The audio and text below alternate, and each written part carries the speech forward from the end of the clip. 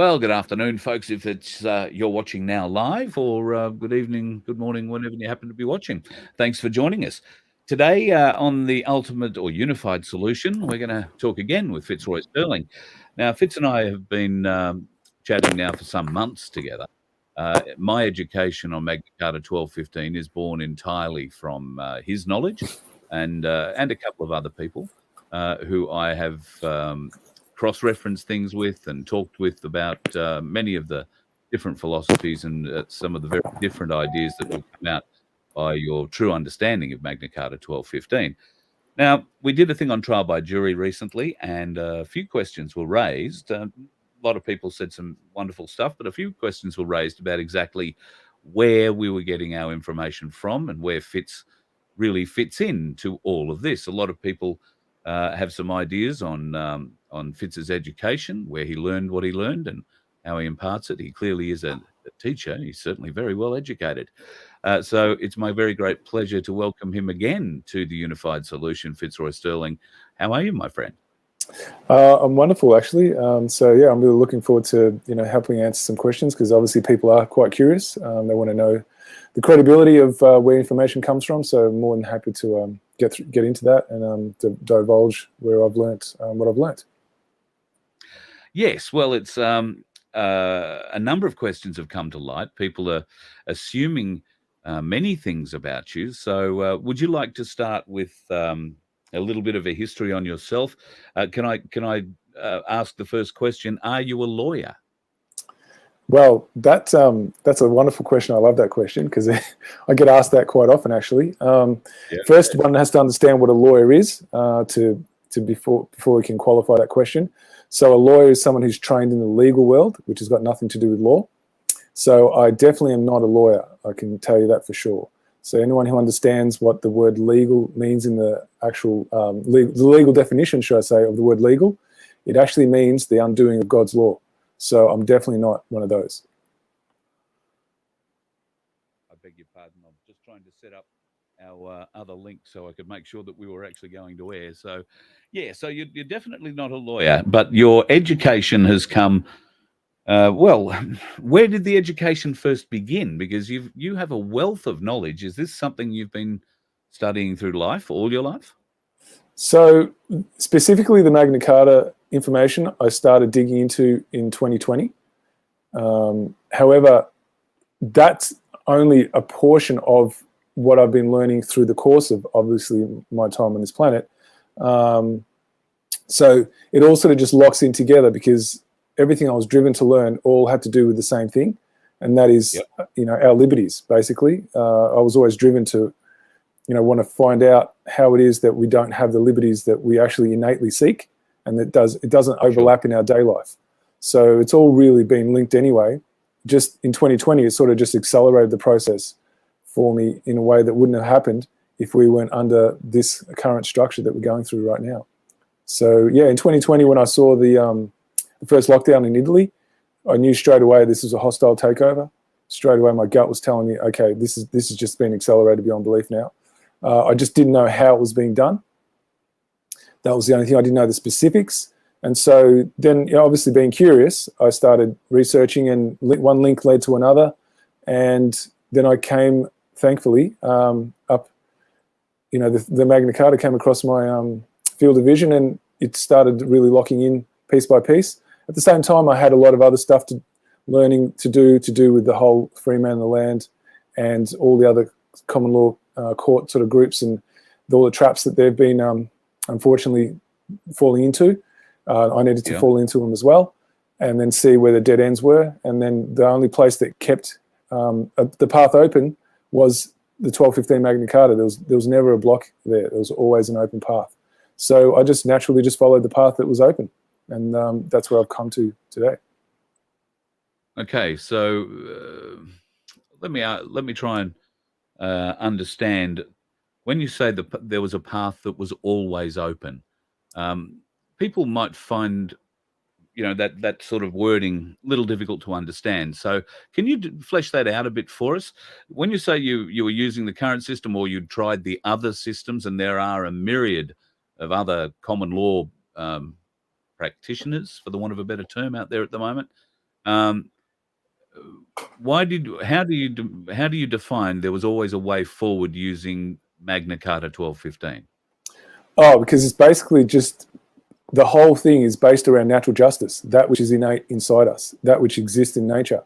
All the other common law court stuff that I was coming across had portions of that in there, but it would always mix up with the mental construct. So they were using things like land, air, water. They were defining law as land, air, water.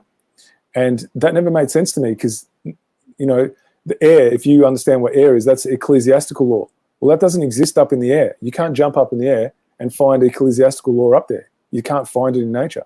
Same thing with water. When you go on the water, you can't find Roman admiralty law when you go out and, you know, muck around the water. It's not there.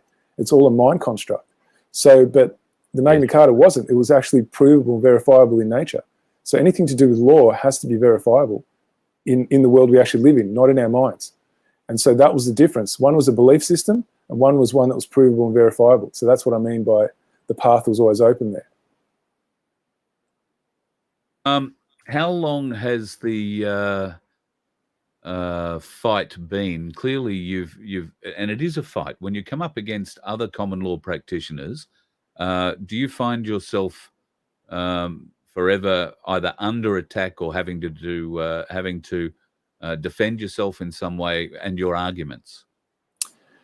To a point, it's not that difficult actually, because, you know, it's the arguments that I get, because I understand how those arguments were constructed, it's not that difficult to actually explain how that even happened and how people fall for it.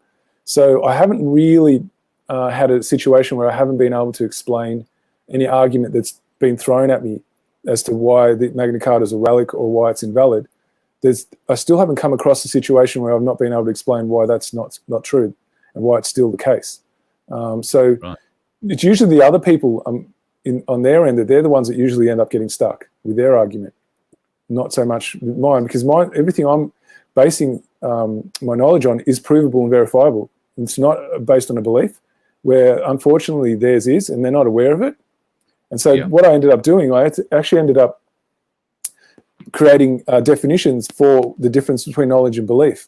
And so one of the ways that I actually find out who's acting off knowledge and who's acting off belief is I ask them to define it, and they never can. Every single time they define what they call knowledge, but they're actually defining belief. So the overwhelming majority that I come across actually don't know the difference. And so that's what sort of doesn't really, it's not that much of a struggle for me, to be honest, because that's the centerpiece. If you can know the difference between the two, then it's not hard to find out which path is open and which path is closed. Okay, so you've sent me 4 slides. Would you like to start there, or would you like to talk about the websites that you've used to educate yourself here? Well, the slides, if we start there, that'll give some reference material that we can show as to where some of the places I've found information that, like I said, when I read it and I tested it and, you know, I went and double checked, it all stood up. A lot of this stuff's on the public record that you can find. So in the first one, the emperor wears no clothes. That's like the process, and it talks a little bit about the history. That's all by David Robinson. So David Robinson was self-educated. He just an everyday man like you and me. So he wasn't educated in a school. Now, if we want to look into that a little bit, you want to look at the whole statement about follow the science, right? All these people, they've got titles against their name. They've been trained in these schools. Well, we see where that's led us, haven't we? You know, so that's one of the big reasons why we're in this mess, is because these people who are supposedly meant to be knowledgeable, who, you know, have got these amazing credentials, have all let us down. You know where we're going. Like, we're down the coal mine right now, and the canary's dead. And that very much so. And they're still leading us down there today, right? So this is the thing about if you're ever going to now question credentials and you're not doing it now, I don't know when the time is. So what I've found is people actually self-educate. They're actually, to me, someone worth looking at versus to those who have been educated by an institution, because the institutions are all corrupted. You know, if we don't know that by now, then I don't know when we'll ever work that out. So that whole old paradigm of, you know, you are what you do, and that now creates your worth, well, that's a mind trick. We're not. We are merely reflections of the same consciousness. And it's those who get educated are the ones who learn how to step outside of their consciousness so they can keep the perks that their education gives them. If they follow their consciousness, they probably wouldn't even be doing what they're doing. And so that's the difference when, as I see, someone who's self-educated, they usually, not all the time, but there's a level that they'll be following their consciousness. And that's that intelligence that lives inside all of us, that we all have access to. It depends on how much our ego kicks in to suppress it. That's the difference. And with people who go through education, I'm not saying every single one of them, but that's a high likelihood that they are going to be in that position where they're going to be in conflict. Their intellect is going to be in conflict with their intelligence. And the intellect is connected to the ego, where your intelligence is connected to your consciousness. And so being that we have a consciousness, that's a uniform, that place where we all can meet, where there's universality and there's a common thread. So that's why people that are self-educated, I've found, have been driven from that place.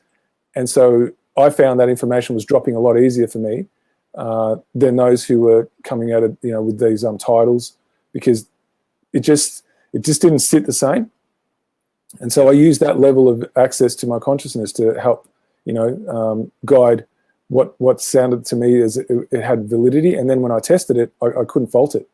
So that's kind of was the way I did it. So anyway, in The Emperor Wears No Clothes, that's David Robinson's explanation of a little bit of history and also how the process of sending out lawful notices works. There was a lot of information in that itself as to the history of what had happened, as to the treason that had occurred through not just now, but previous years as well before 2020. Like there was stuff happening in the 70s. So there's a document in there that they highlight called the FCO 103048. So you can just look that up. That's discoverable. And that's the Edward Heath government, the treason that they committed when they sold England off to the EEC, I think it was. And so there's information about that. Also the Maastricht Treaty and how that was just a verbatim expression of previous treasonous acts. So there's a bunch of stuff that's listed in there that everyone can look that up. And so all this stuff checks out, when you look it up. So, and then there's the path to freedom and unity. That's the way David explains how we can all come together and work as one. Yep. And that's by following our consciousness, just using that innate intelligence that's in us. And so that was a really important read for me as well. Then there's the theft by deception of the Great British Constitution. That really articulates how it was done. How that the Magna Carta, well, that's what he's talking about when he says the British Constitution. A lot of people believe there's no such thing, but it actually is. It's the 1215 Magna Carta. And so that articulates, how that was done step by step, because it's never done in one generation. It's done over the course of generations. That way it's never noticeable. Because if you boil a frog, as they say, you put them in a boiling pot, they're going to notice. But if you do it from a cold start, and slowly, gently, it's less noticeable. And that's what we've been, enduring. And a really good read that I'll recommend is The Wizard of Oz, The Crown Temple. That explains the Bar Association, the entire structure, and what each, like the flying monkeys, they are the Bar Association. Like it really articulates symbolically what each character is in the whole game that we've been enduring this whole time. Because the Cabal will always tell you what they're doing. They just don't do it overtly. They do it covertly. So that document, that was a really good one for that. There's a Treasonable and Seditious Practices Act, from 1795. That's really important because the Blair government tried to, remove that, which they had no authority to do. That means that's how they got away with what they did, with all the acts and statutes they passed, because they first got rid of the fact that they couldn't be done for treason or sedition. So that's a really good read to see how that was, that happened, because they're a big part of it, the Blair government, because that was in 2000, I think, that they signed again the sovereignty of the people over to the EU, and the only way that one can lose their sovereignty, or a nation can lose its sovereignty, if they're defeated in an open battle. That's a universally accepted tenet, and so the Parliament can't just sell you off. So that explains that in there. The other one was a good one, was removing some fallacies and clarifying some points. So they were really important because that talks about all the lies that have been told about the 1215 Magna Carta, and explains how it's not true. and it gives you the reasoning behind it. So like I said, when I read all this stuff, I tested it, I couldn't fault it. And this was just David Robinson, you know, self-educated. He was taught by Elizabeth Becket, who was a daughter of a Supreme Court justice in England. And so she already had a fair bit of knowledge from her dad. And David Robinson just happened to stumble across her. And when he first met her, thought she was totally nutty because everything she was saying was so far removed from the reality all of us have come to accept as a truth that he just couldn't believe it. It was just too far reaching. And then over time, he started to see there was something in it. And so then he just took that and started testing it. And then he went and he confronted the authorities, and he never lost a case that he took up against them with those notices he put out. So he had 100% success rate. Wow. So that was kind of the beginning, like, of what kept me going, learning about sort of the content that's up on that slide. So we'll save a question for later because I know you've got other slides, but an immediate question that comes to mind for me is using the notices. Many people who have been involved in the common law movement currently have tried using the notices. In fact, there was a big push in January to try and serve notices on police all over the country. There was a specified date. I want to say it was January 30, where if the police hadn't acted by such and such a date, then the people would, do something. That date came and went, nothing happened. So the notices were tested, if you like, by the people who were following the leaders of that common law group. Nothing happened, and the notices seem quite ineffective. Are you speaking about, and I know you are, speaking about, similar notices, but delivered with much more force? Yeah, so the ones that they were using, they use legalese. They use a mixture of things like legalese. They use a mixture of things like the 1297, things that are related to the 1297, which is a statutory version of Magna Carta. So they are documents created by the fiction of government. So anything the government creates, they own. So if you're going to use their own legislation against them, it's never going to work out. So these are the things that those people didn't know. Where what we're talking about, happened in 1215 before the creation of government. Now, the whole reason why this has power is because government is the product of a constitution. It cannot write one. Its authority comes from a constitution, and that is that which the people create, not government, because government doesn't exist in nature. The people do. So because we exist in nature, we are the ones who have a consciousness that understands what are the requirements for us to live in peaceful, harmonious coexistence. So that's the rules that we already live by. And all they did is they just put it down in documentation. That's it. And so government can't do that. All the links to help you find more information about this is in the description of this video, folks. So I urge you to go and check that out, including the link about what we are just talking about here. You'll be able to find a great deal of information on how the barons were essentially the power of England before there was a signed document, before there was formal law.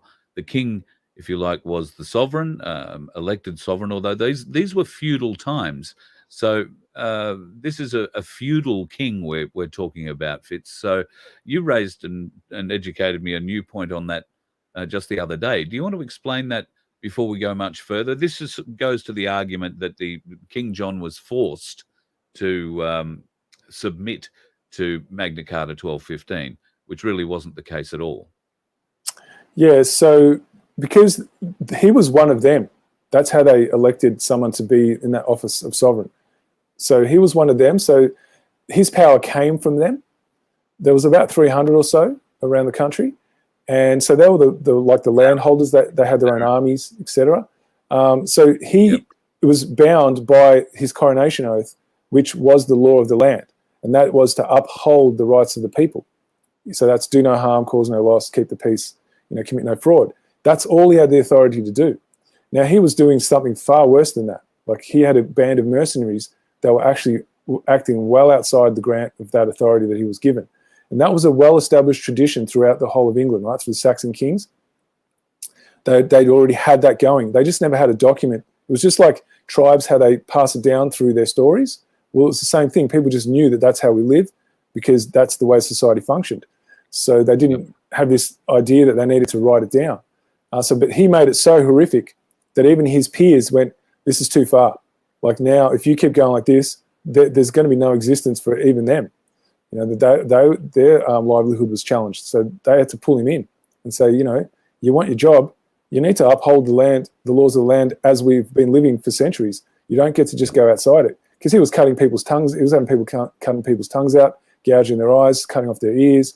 You know, like he was just seizing lands. It was ridiculous levels of taxing, having these wars that were just, you know, costing the entire. He was just well out of control. And so they needed to bring him back in to heal. And so that's because that was the established laws of the land. No one has any authority to breach it. No pope, nobody. It's their structure. And so the actual monarch, which was obviously King John at the time, his authority comes from the people. So he doesn't get to make contracts with anyone that's got anything to do with taking the people's rights away. That's not how the whole arrangement works. And so those people who believe that, you know, he was indebted to the Pope, they don't understand the actual law structure that they're running from.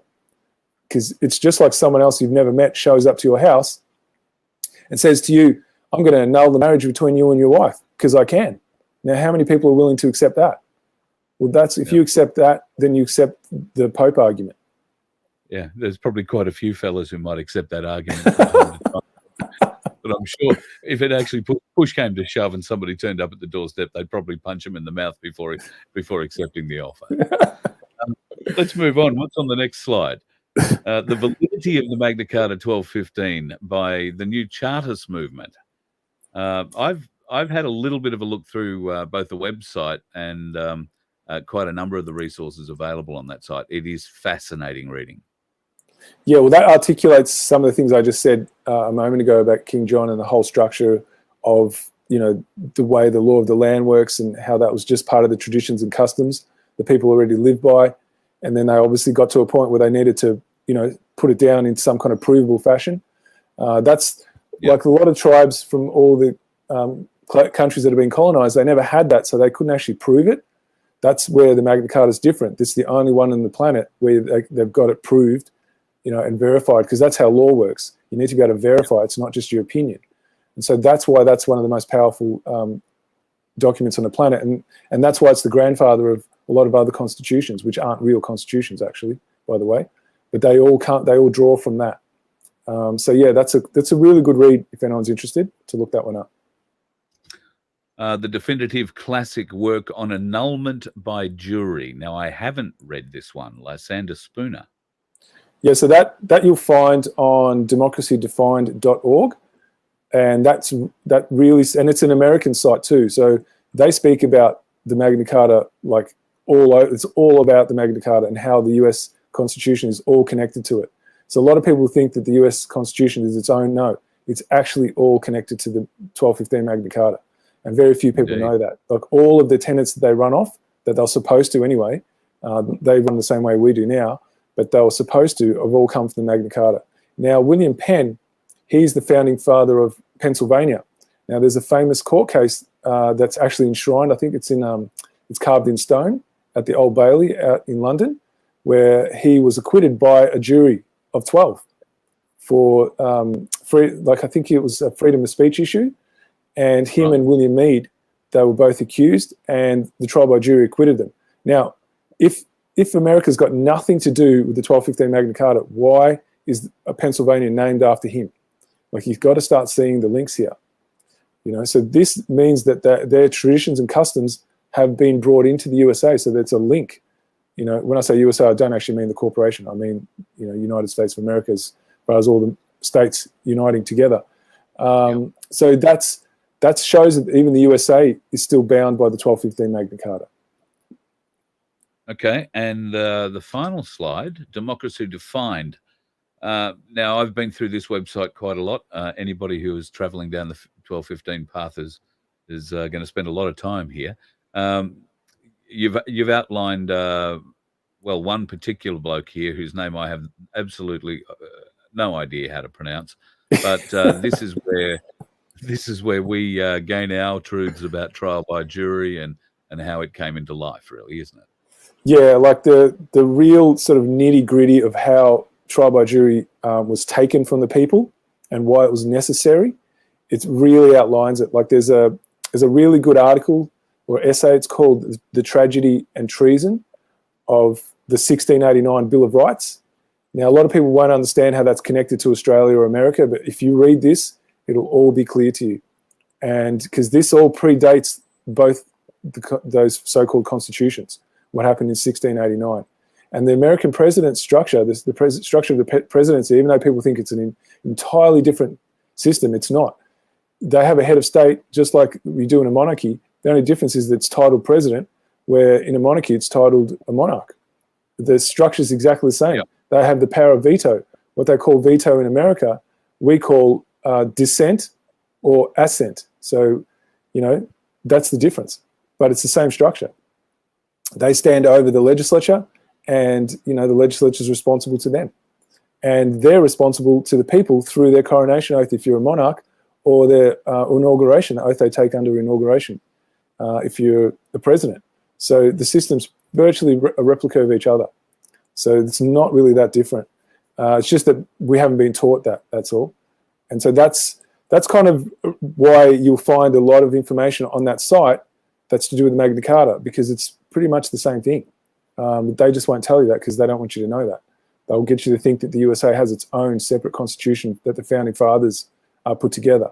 Well, they put it together from the Magna Carta. You know, so it's not really that dissimilar. That's a question a lot of Australians are going to bring to the party as well. We're talking here, and you know, I'm looking on a page right now with the British Constitution re-exposing its secrets. Now, people will say, "Oh, that's the British Constitution; it's got nothing to do with Australia." Well, it does. Magna Carta 1215 is Australia's constitution, just the same as it is the British Constitution. And Fitz, you go so far as to explain that any country that has a prime minister as its head, or a governor general, is part of this, is part of the, well, Magna Carta 1215 is their constitution too. Correct. So there's one head of state in the Commonwealth, and that's the monarch. Now, the monarch has its governments all across all the different countries that consist of the Commonwealth. So that means that they're all still bound by that head of state. The thing is that to be an actual constitutional head of state, it's not a hereditary title. So you cannot pass your job down to your heirs. It's not written anywhere. So that's an actual breach of the contract. So when they take a coronation oath, which is their job contract, you know, they're saying that they're going to uphold the laws of the land. And the laws of the land are that you cannot hand your job to your child. And so Queen Victoria was around the time of 1900 when people in this country believed that these constitutions were brought into life. Well, she was a treasonous monarch. She had her job handed to her, plus a bunch of other things before that. And one of them was that she actually was bound to the Bill of Rights, which said that the monarch needs, for them to, go against legislation is illegal. That's what the Bill of Rights did. It took the power away from the monarch and it gave sovereignty to Parliament. So any monarch who does that is breached the job contract. They can't do that. So there was no legitimacy to anything that was created in 1900 in this country. None at all. Because the monarch's power comes from the people. Only if the monarch holds to their coronation oath of protecting the people's sovereignty. And you cannot give away the power of the monarch to grant assent or dissent to Parliament. You can't do that. That's not them holding the terms of their job contract. And the terms of the job contract is, if they breach any aspect of their job contract, they are out of a job. The only thing was the people didn't know that. That's the difference. That was all hidden from them. That's why this knowledge had to be hidden, because we wouldn't have this last for 10 seconds. They'd be standing in front of us in a trial by jury structure as to why they breached their contract. That's what would actually be happening. And that's why they had to hide it from people, so they wouldn't know that. So we've had a number of people requesting some more education on Magna Carta 1215, and you and I have decided that we're going to try and do something about that on a regular basis. So if you are interested in joining us for lessons on Magna Carta 1215, if you'd like to learn more, then comment yes and like and subscribe. we're in the process of figuring out a good night for us that we can get something like that working, or a good time of day. If you would like to be able to participate in the meetings, there will be a certain element of that available, and certainly you can review them at any time you like. Fitz, this is something you've been asked for on a lot of occasions, I think, haven't you? Yeah, so I do get requests for people, to come into like a Zoom meeting where they did want to get more specific information that could really help them, solidify their knowledge, because it is really confusing when you start from where we are now, believing that government is above us, to understanding that no, they've never been above us. We've just never known that. And there's an actual structure in place that shows how we were meant to run government, not they run us. It's just that obviously if you want to run a control structure, you have to get the people believing that they're below their government, because government is just the tool of those who hide in the shadows. That's pretty much what government's been used for. We need to elect more independents to the parliament, and that is where the voice of the people can be heard loudest, with the most amount of independents in there, the way that a parliament should have always been, Fitz.